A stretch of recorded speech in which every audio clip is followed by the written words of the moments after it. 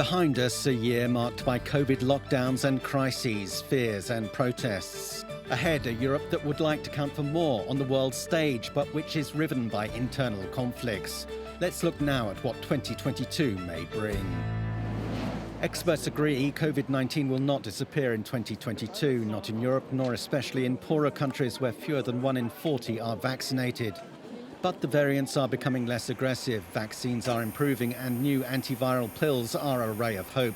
European governments are already placing orders. Emmanuel Macron has a presidential election to think about, but France is also taking over the presidency of the EU Council. On the agenda, fiscal rules, the Stability Pact, Schengen reform, migration and the state of law. Andrej Babiš has been ousted from power in the Czech Republic, so it's his successors who will take over the Council presidency from July. The Visegrad group of Central European countries is changing, with a staunchly pro-EU government now in place in Prague. Migrants flee war, poverty and climate disasters. What welcome they should get in Europe is an issue that divides governments east and west, south and north. The border with Belarus remains a flashpoint, while a 5-year deal with Turkey to control migrant flows in the eastern Mediterranean is now up for renegotiation. Portugal is holding parliamentary elections after Antonio Costa's minority socialist government became the first in the modern era to lose a budget vote.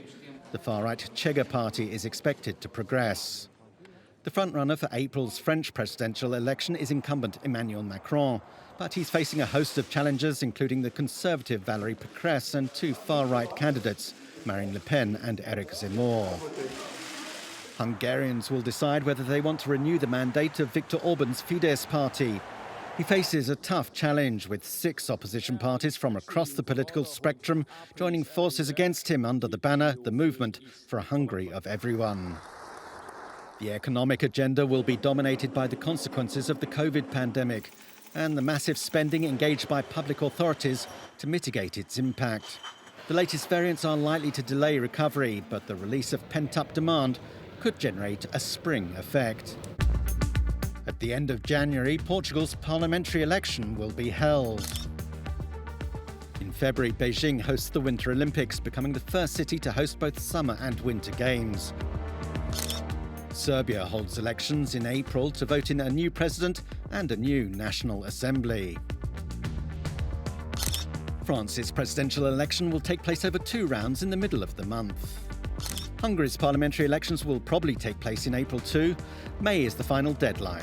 Turin will host the Eurovision Song Contest in May, following Maneskin's triumph in Rotterdam. Celebrations for the 70th anniversary of Queen Elizabeth's succession to the British throne are planned in June. The postponed World Economic Forum will take place in Davos in early summer under the slogan Working Together, Restoring Trust. The G20 summit will be held in October under the slogan Recover Together, Recover Stronger.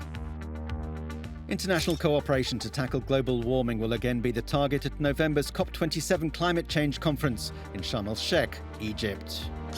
Democrats will hope to cling on to their control of the US Senate and House of Representatives in November, but midterm elections rarely favour the incumbent.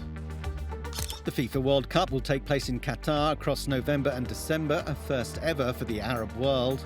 And in December, the European Film Awards will take place in Reykjavik, Iceland.